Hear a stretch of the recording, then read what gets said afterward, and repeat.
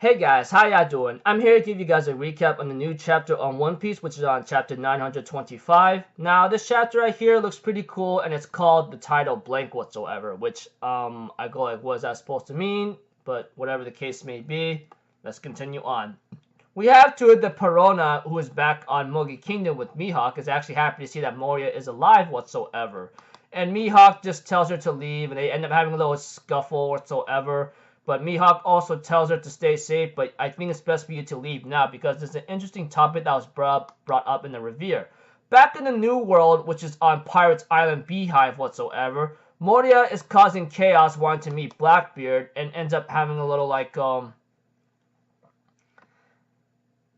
trouble, causing some trouble. And we see to it that some guy, Avila Pizarro, which is one of the few recruits that Blackbeard recruited into his crew, ends up wondering how come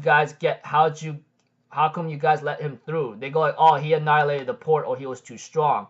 We see to it that Gecko Moria is looking for Albusum whatsoever, but apparently that was not the case. We see to it that Shiryu the Rain actually has the ability of Albusum himself, and he goes like, wait a minute, why did you guys have his ability? And we have to it that the person that was dressed up as Albusum apparently is not Albusum at all. It's actually Katrina Devon, the Crescent Moon Hunter, which she seems to have an ability to possibly look or dress up a person that looks maybe familiar, like copy someone's appearance and maybe voice whatsoever. But aside from that, it looks like the same ability that Mr. 2 or Bon Clay has. And we see to her, she goes like, oh, you want Albusum's corpse? I got it right here. I heard that you like corpses whatsoever. And Blackbeard was laughing out loud and then offered Gecko Moria to join his crew whatsoever as he's too busy.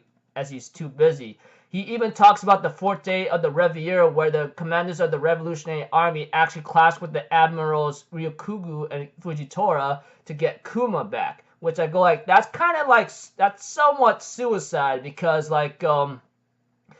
we all know how strong the admirals are, and we all know how terrifying Fujitora is, but we have not seen his full power yet, so we don't really know how terrifying he could be. And we all know Ryokugu. That guy has not eaten for 3 years whatsoever, which apparently has to be dealt with maybe some kind of photosynthesis from sunlight or with plant abilities, because even if you have not eaten for 3 years whatsoever, or even close to a year, you should be dead by now, but who knows. But aside from that, Blackbeard was talking about like the chaos is happening in Guano Country where the Straw Hats is at, not to mention a lot of crazy hot-blooded brats are gathering there, along with Big Mom. The Emperor is being in pursuit to Wano Country right now, and it looks like to me the clash or the bloodbath between the powerful fight for the throne is happening. And I go like, okay, looks like Doflamingo's speech about the Throne Wars was no joke.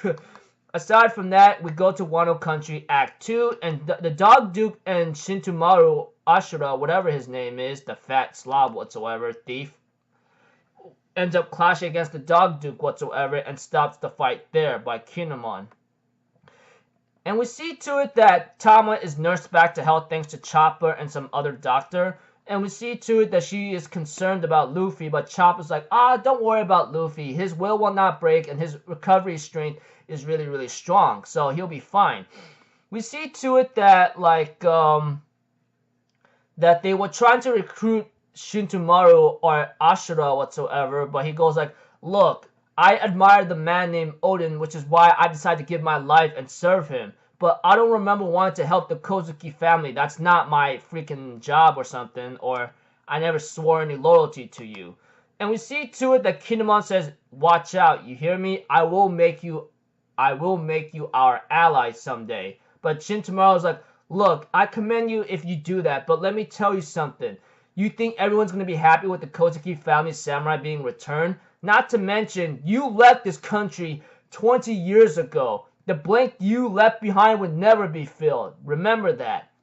And we see to it, of course, Jack the Draught is being scolded by two people apparently, which they go by the names of King the Wildfire and Queen the Plague, which Queen the Plague actually ends up insulting Jack Jack by calling him Jack the Drag Down. And Jack apologizes for his mistakes whatsoever and tends to make improvement, while King and the Queen ends up throwing insults towards each other by saying Queen's an idiot, he's burdensome here, and we have to it, the Queen calls the King a scumbag, and then the King ends up saying like that the Queen is no better, and he can't even break the spirits of a few cheeky brats, which he might be referring to Eustace Kid and Luffy. And while Queen tells him by calling him a torture-loving, perverted punk whatsoever, and he goes like, "What the hell did you say?" And the chapter ends off there. So in this chapter, we get to know that Gecko Moria is alive, and Mihawk talks about like the Forte de Riviere. Something crazy has happened, that the commanders of the Revolutionary Army clashed against the two admirals, which I think it's kind of suicide if you are not fully 100% prepared to fight against one admiral. But facing two, especially when Fujitora and Admiral Ryukyugu are considered beasts by Doflamingo to actually be able to be admiral rank, so they can't be undermined, or they can't just be taken on right away. What the Revolutionary Army is doing, even though they're trying to get back Kuma, is pretty much suicide, because we all know that the admiral rank Marines officers have almost the same strength as a Yonko or something. I mean, think about back in the Marineford arc, you know, and especially Kizaru or Aokiji and Akainu. They were not to be messed with at all, etc. Aside from that, Shintamaru decides not to work with Kinemon and his allies because of what they've done, especially when they left 20 years ago. Not to mention, we got to know two of the Beast Pirates All-Stars, which is King the Wildfire, which I like his design, by the way, and Queen the Plague, which looks like some kind of big obese guy with a scar across his chest and a tattoo of the Beast Pirates on his right shoulder whatsoever.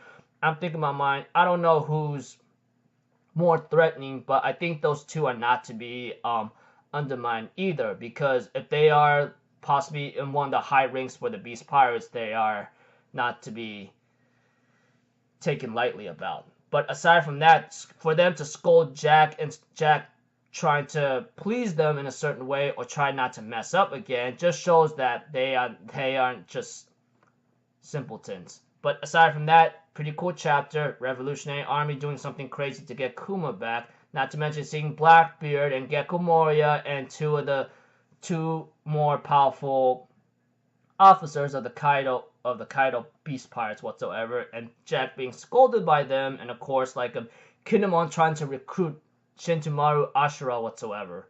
So aside from that, nothing much really happened. Thought the chapter was pretty cool, but we'll have to see. Don't know how the Revolutionary Army is gonna fight the two admirals head on, but with all the commanders whatsoever, they might hold off or maybe buy enough time to get Kuma, but to defeat them head on, I don't think so. So until then, I will see you guys in my next video or so. I'm Alpha Zero, people. Have a good day, and I'll see you guys next time, right? Peace out. Bye-bye. Toot-toot-toot!